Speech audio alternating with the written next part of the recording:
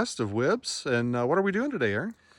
I'm going to pick up my long-term audio recorder that was made for me by the man right behind you and change out my SD card and batteries, hoping to get some interesting sounds on it. Have you got anything up here before?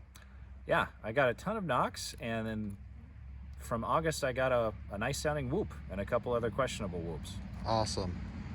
My name is Nathaniel Bronis. I'm a field researcher based in the North Idaho, Eastern Washington area. I also work for the Cascades region, doing report investigation basically anywhere in Washington to collect a long-term audio recording unit on this ridge here that surveys the low area over this remote lake area. So we're just going up here to get that audio recorder so we can see if we got anything. This ridge where there is a long-term recorder, audio recorder, and I need to replace the batteries and the SD card. And it's got about 40 days worth of recording, so I have to do this a little less than once a month. And we've gotten a lot of knocks on it, and recently a really good sounding whoop.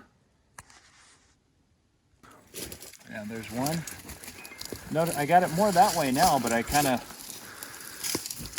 think I'll change this stuff first and then I'll mess with the microphones. Last time I was here, I got attacked by a bunch of Hornets. Yeah. Always hornets here. Yeah. And so it was like I had to keep running up and messing and then running back, and I didn't feel confident I had Is there a nest up there? Well, it seems okay now. Okay. So you're just servicing it. You're Yep. replacing the memory and the batteries. Yeah, and maybe I'll let Nathan explain how it works, but I will get it out here and show you. So it's in this box that was painted. And inside there's this recorder.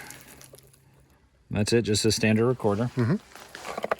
And then you've got the battery pack that lasts about 40 days. So I'll switch that out first.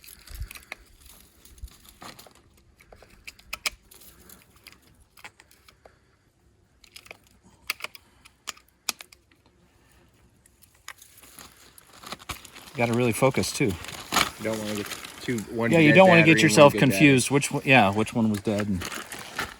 It's pretty easy. Yeah, no, really easy. I've done it before. Walked back up thinking I'm gonna have 40 days of data. And I always like take the old batteries out and either put them in my pocket or put them like far away. yeah, I do have had to learn to do the exact same thing because it's just too easy to let yourself make that mistake.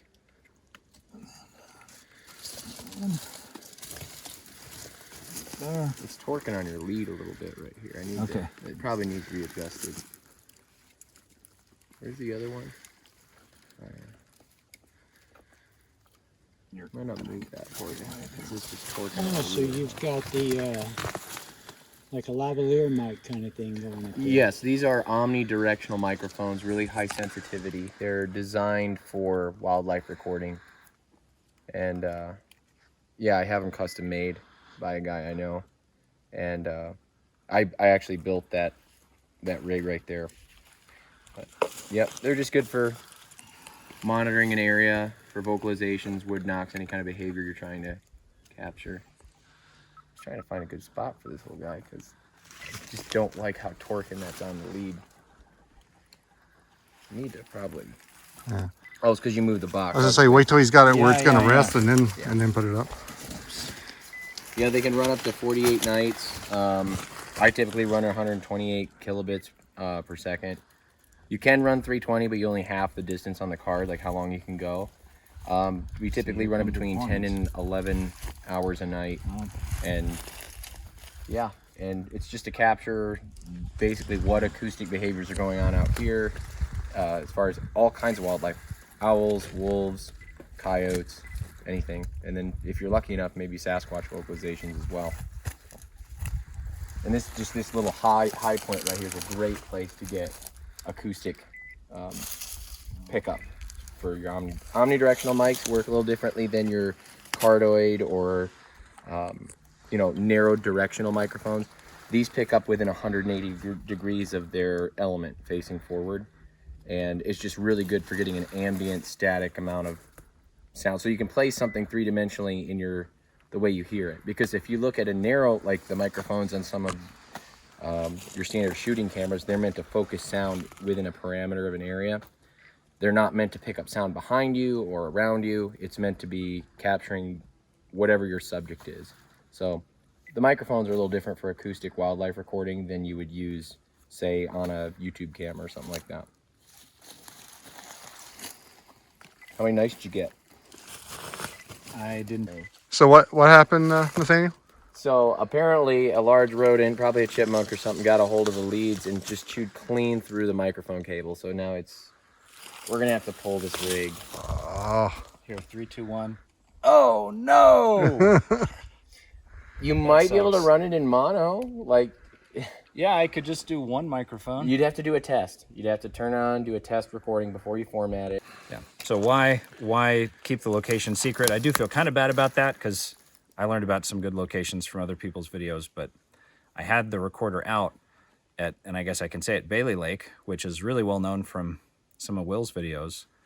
And I got all these great howls and whoops and tree knocks, and then I realized it was a bunch of people going out there bigfooting. And so now, so anything that I got from there, I had to kind of discount or at least put a big question mark over it because you never know because it's such a popular spot. So that's why I like to keep this not exactly known where it is so that it doesn't pollute the data. So there's a very narrow flat area between this ridge and that ridge. It expands going down towards the creek, and it's filled with springs and muddy areas. So we can now go check that for tracks because it seems like it would be a good passageway for something going from that drainage to the drainage right over there. So Will found this over here. Hold on, there's something here. Yeah, I That might saw be- that one too. This might be a moose, but I can't tell. Wherever you walked, I don't want to mess with what you're seeing. Right in this line here. Okay. So this is not mine. That's not yours? That's not mine. It's not mine. Okay, so that's a boot though for sure. It's got hard lines. It could be mine from a month and a half ago. No, that's too fresh. Okay. No way. I see a moose walking through right there. That's why I'm wondering about that. That's the whoever that is. It's the same size. Yeah, it's a boot. Pretty clearly a boot. There. Yeah, and then it looks like he stepped off over here and sank a little bit and then kept going out here. Sure that's not, couldn't be mine? It's too old? No, it's too. Unless you were here yesterday, no way. Yeah, so that one. This is where it's actually probably collapsed back together a little firm enough that you can actually put weight without leaving a huge crack. And then he stepped here, there. Yeah. Okay, so I knocked over there, right? Uh-huh. Nothing happened, so I started walking this way, got about right here. Loud thud. Up that way.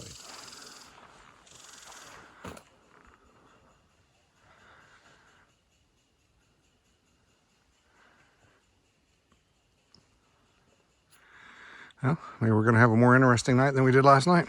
Maybe. Well, of course. Yeah, that's right. Of course we Aaron's leaving. Every time I leave, It's going to get real now. it's crazy. So we're just out here walking around this area where Will heard this knock up on this hill and found this little watering hole here. Look at that.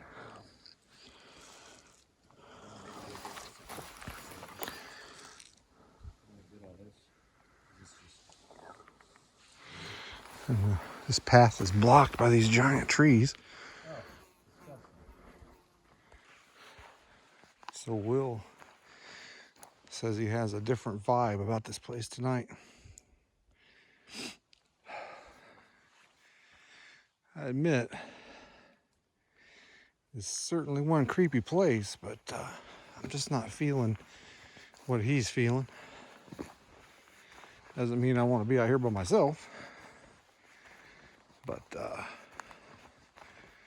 just not really feeling the creepiness. Oh no, that's not true. I am feeling the creepiness. I'm not feeling the dread, I guess. Our campsite's over there behind those trees. You might be able to see our fire over there in the distance. Creepy stuff.